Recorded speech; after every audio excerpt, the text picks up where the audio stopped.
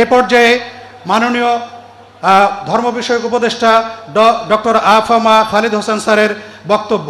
এখন প্রধান অতিথির বক্তব্য নিয়ে আসছেন মাননীয় ধর্ম বিষয়ক উপদেষ্টা ডক্টর আফামা খালিদ হোসেন স্যার। আমি স্যারকে তার মূল্যবান ভাষণ প্রদানের জন্য বিনীতভাবে অনুরোধ জানাচ্ছি।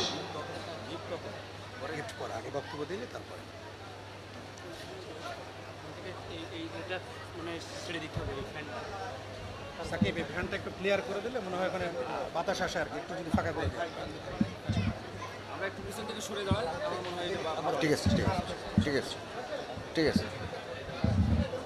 বিসমিল্লাহির রহমানির রহিম। নাহমাদুহু ওয়া নুসাল্লি আলা রাসূলিহিল কারীম, আম্মা বাদ। আল মারকাজুল ইসলামী আস-সালাফি নওদাপাড়া ব্যবস্থাপনায় আয়োজিত আজকের এই মোবারক জলসার মহতরম সভাপতি, বাংলাদেশের বরেণ্য আলেম দ্বীন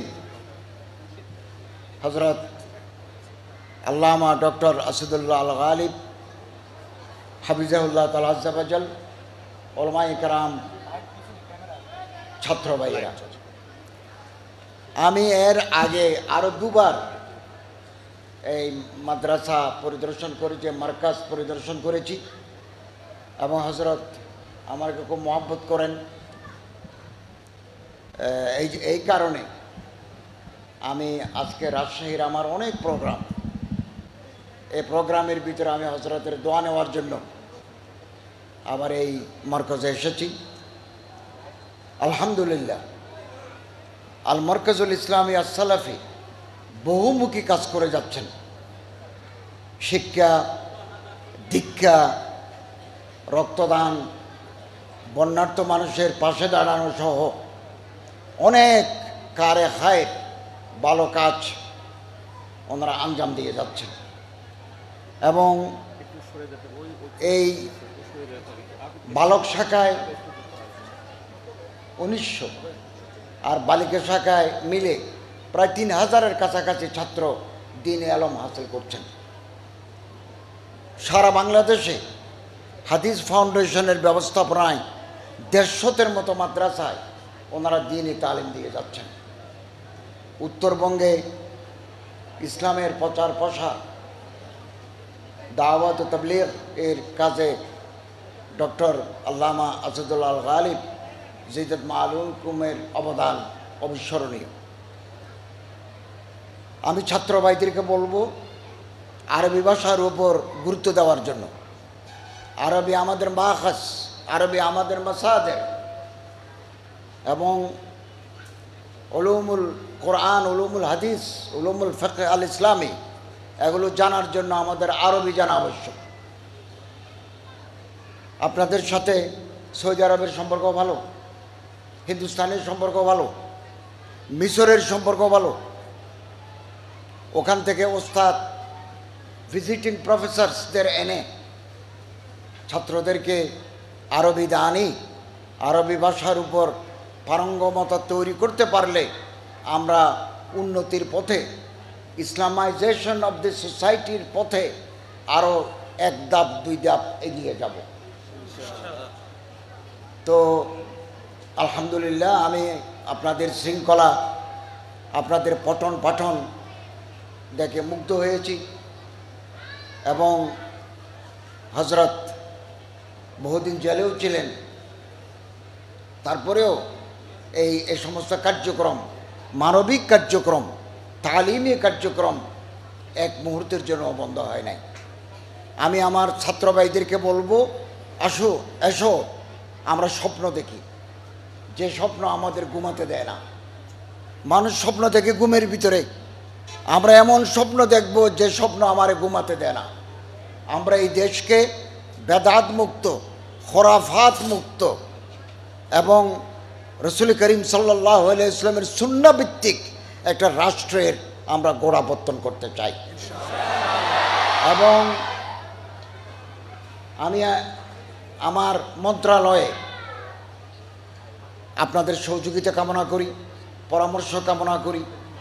কোনো অভিযোগ থাকলে সেটা আমার নামে সচিবালয়ের ঠিকানায় পাঠিয়ে দিলে আমরা এই অভিযোগ খতিয়ে দেখব এবং আমাদের কোনো কর্মকর্তা আমাদের কোনো লোক যদি এর জন্য দায়ী হয়, আমরা তার আইনের আওতায় এনে শাস্তির ব্যবস্থা করব।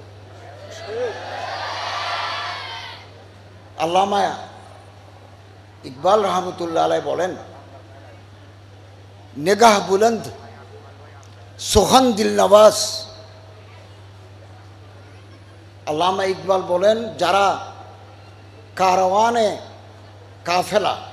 কাফেলার যারা নেতা, ইসলামী আন্দোলনের যারা নেতা, তাদের দৃষ্টিভঙ্গি উঁচু হতে হবে। নেগাহ বলেন সুখান দিল নওয়াজ, যা পুরসুস, কথা বলতে হবে সুন্দর ভাষায়, মার্জিত ভাষায় কথা বলতে হবে। দিলের ভিতরে জ্বলন, সাজ সুস, দিলের ভিতরে উম্মতের ফিকির থাকতে হবে। यही है रख्त सफ़र मेरे कारवां के लिए। मेरे कारवां যারা কাফেলার যারা সর্দার, রখ্ত মানে সামান, এগুলো হচ্ছে আন্দোলন যারা করেন, সমাজ পরিবর্তনের যারা চিন্তা ভাবনা করেন, তাদের জন্য সামান। আমরা আমাদের দৃষ্টিকে প্রসারিত করব, আমাদের অন্তরকে আমরা বড় করব। হতে পারে আপনার সাথে আমার ফিকহি ইখতিলাফ থাকতে পারে, আপনি ইমান আমিন বিল জাহের করেন, আমি বিচ্ছির করি, আপনি হাত এখানে বাঁধেন, আমি এখানে বাঁধি, এরকম ইখতিলাফাত থাকতে পারে। কিন্তু আমি এবং আপনি এক আল্লাহর বান্দা, আমি এবং আপনি এক রসুলের উম্মত, আমি এবং আপনি এক কোরআনের অনুসারী, এক কাবা আমাদের কাবা, অতএব বেশি ডিফারেন্স নাই। এগুলো থাকবে, থাক না। আগের জামানার উলামায়ে কেরাম, আমাদের আকাবের, আমাদের আসলাফ সালাফ, তারা এরকম ইখতিলাফাত সত্ত্বেও পারস্পরিক সুসম্পর্ক, উখুওয়াত এগুলো বজায় রাখতেন।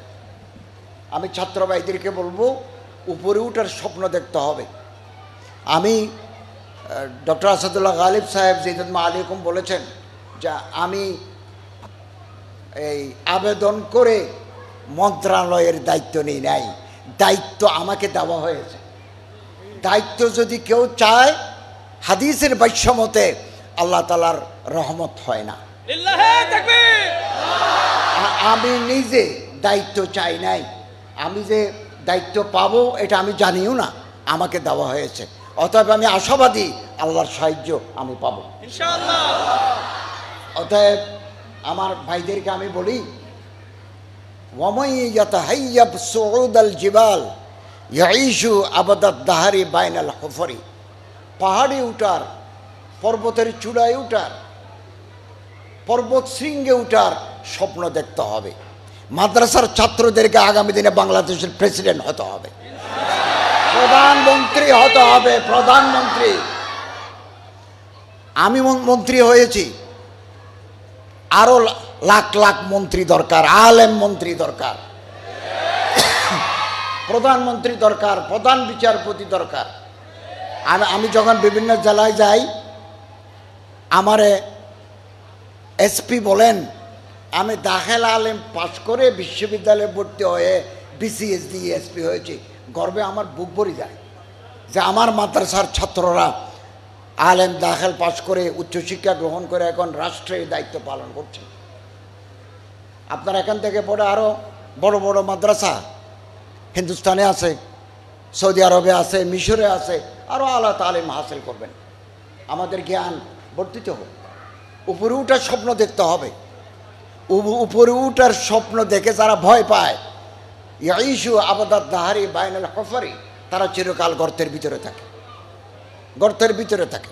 এই উত্তরবঙ্গে অনেক বড় বড় ওলামায়ে কেরাম তৈরি হয়েছেন, ওলামায়ে কেরাম, এবং অত্যন্ত শান্তিপূর্ণ একটা পরিবেশ, একটা ভ্রাতৃত্ববোধের আমেজ।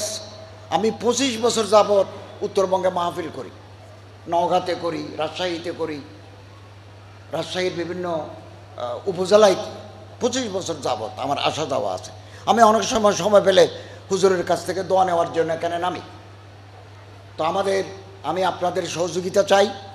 আমাদের এই গভর্নমেন্ট অত্যন্ত চ্যালেঞ্জিং টাইমে আমরা রাষ্ট্রীয় ক্ষমতা হাতে পেয়েছি, যাতে আমরা একটা সাস্টেইনেবল পলিটিক্যাল এনভায়রনমেন্ট, সুন্দর একটা রাজনৈতিক আবহ এবং অর্থনীতি, সমৃদ্ধ একটা অর্থনীতি, আইন শৃঙ্খলা রক্ষার একটা ভালো উদ্যোগ আমরা গ্রহণ করেছি।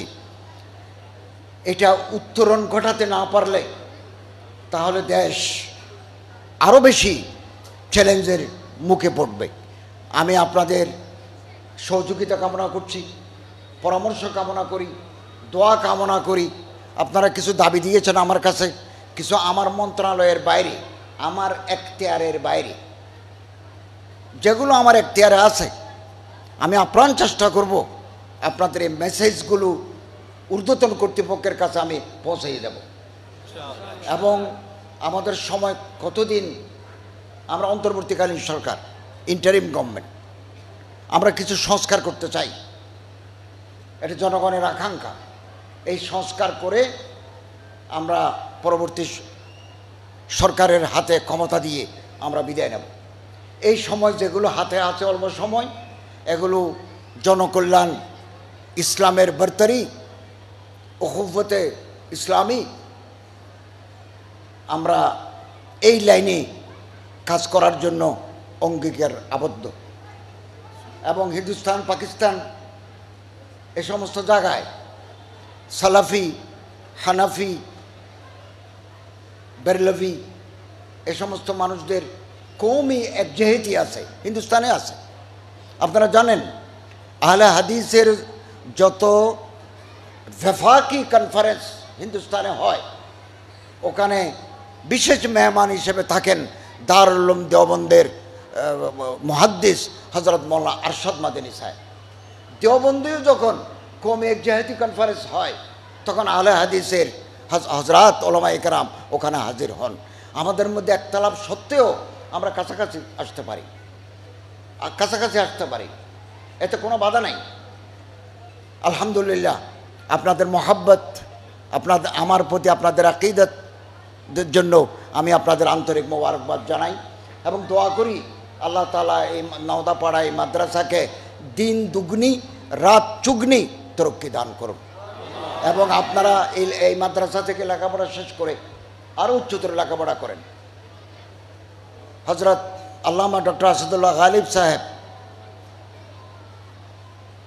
জিদুল মালিকুম এই মাদ্রাসায় লেখাপড়া করে আবার অনার্স করেছেন, MA করেছেন, PhD করেছেন, রাজশাহী বিশ্ববিদ্যালয়ের প্রফেসর হয়েছেন। আমরাও একসময় মাদ্রাসা শিক্ষকতা করেছি, এরপরে আমি ইন্টারন্যাশনাল ইসলামিক ইউনিভার্সিটির প্রফেসরই করেছি, কলেজের শিক্ষকতা করেছি।